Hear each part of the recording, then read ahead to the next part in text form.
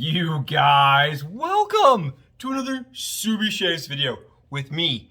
And look at where we are, guys. I know this doesn't look like our usual environment. And please, before you get concerned, before you worry about my general well-being, I am intentionally down here. I am in the basement. I'm in the dungeon. I'm in my shave workshop, guys. This is my brain area, okay? This is my creativity center. This is where I come down and do the Subie Shaves hacks and kind of workarounds on some of the razors I've been, tinkering with. And today I brought you with me because a couple of my friends, they've been reaching out and saying, Subie Shaves, you've been using a lot of G's and H's on your channel that open. How did you do it? Guys, I want to caveat, I want to sidestep, I want to red tape, yellow tape. I want to just let you guys know, doing this, following me, your razor may be ruined in the end, okay? If you can't handle that, if the idea of it not ever working again perfectly as intended worries you, don't continue with this video. If you've bought a razor, okay, this is who this is for. If you bought a razor, maybe it's in bad shape. Maybe somebody already previously opened it and has bent it all to heck and it's just not gonna work anymore and we're gonna try to fix it together. Maybe you've got a situation where, it's corroded on the handle and the handle's completely disintegrated and you can't even see the head anymore because it's completely filled with gunk, okay? That's what this is for. Let's take one of those razors that would be otherwise thrown in the trash can and see if we can't repair and fix it. Today's, guys, mine that I'm gonna be showcasing, it's nice. It's not in bad condition, but it is a type H. And I want you to see and understand what this applies to, guys, what this video applies to. If your razor has the two numbers up here, 18 and a 19, two different stamps. You'll see an 18 and a 19, guys.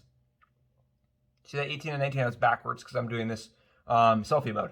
If you see those two stamps on the side, you've got yourself a type G or a type H, okay?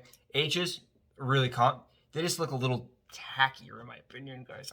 I hate saying that, but you can see them because they just look kind of, I don't know, they don't look as nice. They don't have the bake white look like, okay? But that's kind of what we're doing. We're gonna take this razor right here and we're gonna transform it and make it so this spring right here, that's already rattly, guys. Mine's already rattly. And make it so it can actually open so you can clean all the gunk back here and actually be able to load DE blades into it nice and easy, okay?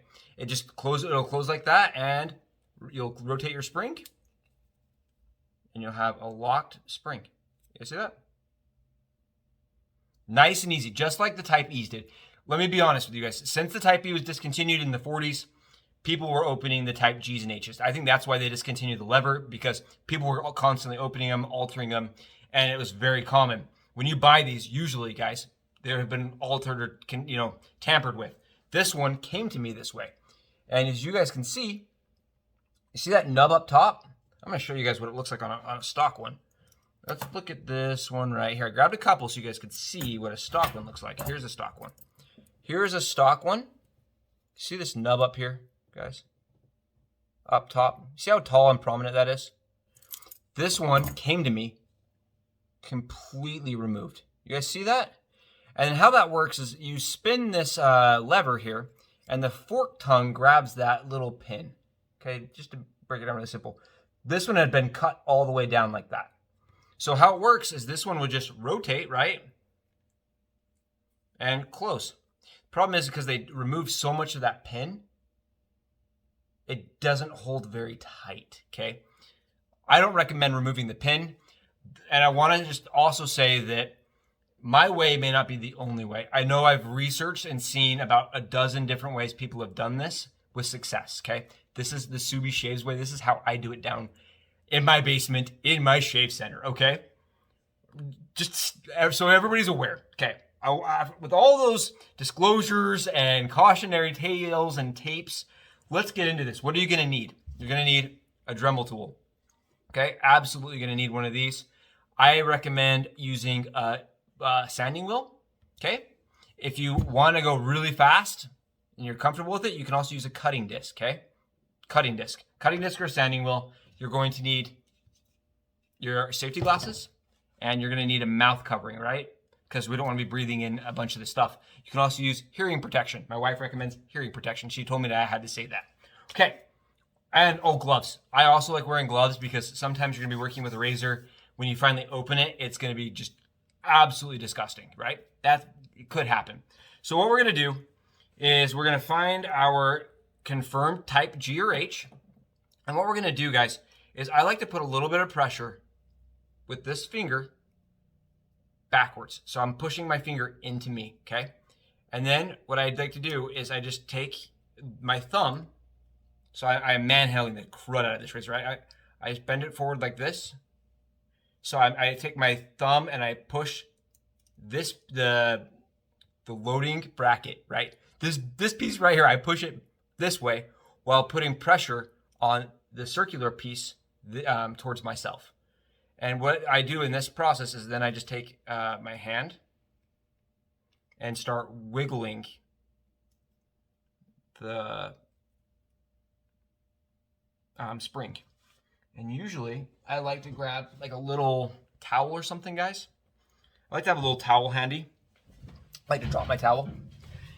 Oh, I like to have a towel just so that when I'm bending these springs, right, they are a little sharp. And the first time you get it, guys, it just takes a little bit of work. But you want to go slow. I don't recommend using, I know people have recommended using pliers and stuff.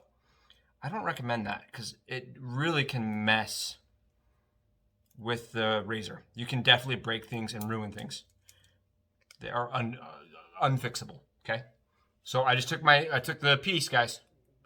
You saw me, and I just used my towel and pulled it, and now this is opening. I don't really want to see what's inside. Oh, this isn't too bad. Check it out. This one looked pretty nice, though. I chose a nice one for you guys. See, not too bad on the inside. Not bad at all. And no, this could not open before, so that's nice. That's awesome. We have officially removed this. We just opened up the spring, and at this point, what I like to do is I grab my Dremel, guys, and I just take down this one nub. So bear with me. I'm going to speed this up in the video. I'm going to grab my safety gear, and I'm going to be right back with you guys. I was going to mention that these razors, if you guys can see this, you see how this one pin looks a little different. The one side looks a little different than the other one. You see that? I like to take down the pin that's a little bit different looking. I like to knock that one down. It just seems to rotate better that way. Okay, let's get into it. I'm gonna speed this up. Here we go.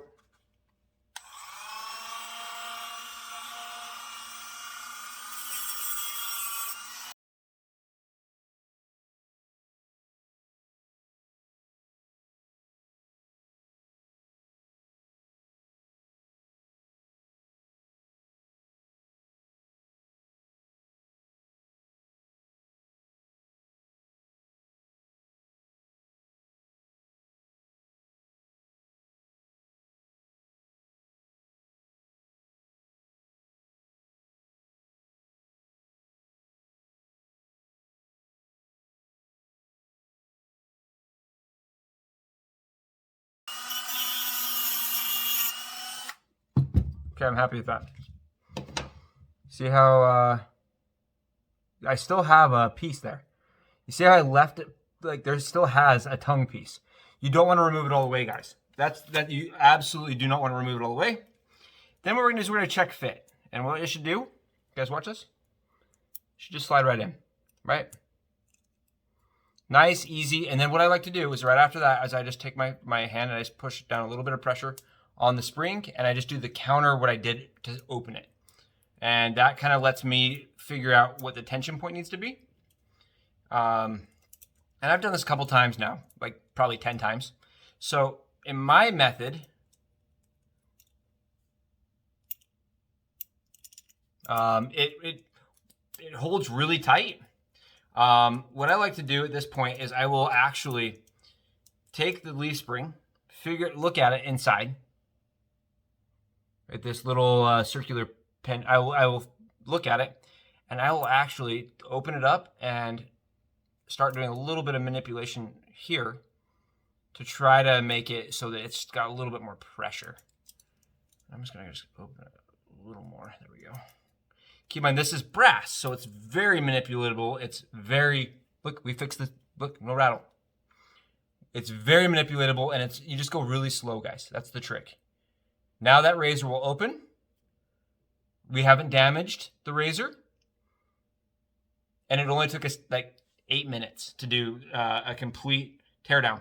If during the case of this breaks, guys, and you have a handle that comes off, it can happen, or where you're cleaning it, the handle comes off. A standard DE handle fits, guys. A little bit of Gorilla Glue, a little bit of Quick Set, and you just put that right back on there and you can have one of those. I made one out of a valet handle, right? Just drilled the valet handle, cut the neck off, drilled it, and made one out of a valet handle. But as you guys can see, we actually improved the rattle on this razor, and we made it so it can open. Super simple. That's my way of doing it. I have not damaged any of these to the point that they could not be used. And my favorite part about this is I believe it makes them actually like probably a little bit better razor in the long term, because you can load a DE into it. You can hand load injector blades into it. And that means you don't have to be loading injector blades into a blade bank. It's kind of a nice workaround. It's a way to keep your injectors, guys, some of these unloved, unwanted injectors, and give them a little bit more life. That's just a quick Subie Shaves workshop video with me. I hope this makes your type G's and H's get a little bit more life. And for me, guys, they've honestly become one of my favorite razors because honestly, they shave so well. And they're easy to work with. And if you guys look, I mean, I actually like the handle design better on this one. So if you end up pulling a handle off, deciding you want to pull a handle off, there's lots of options. You guys can just think outside the box. Happy to talk to you guys about it. Thank you for being here. It was a quick one, but I hope this makes it so you guys get some more use out of your injectors. Thank you guys so much for continuing to support the channel and all the wacky things I do down here. You guys rock. Appreciate you all. Have wonderful nights. Bye, guys.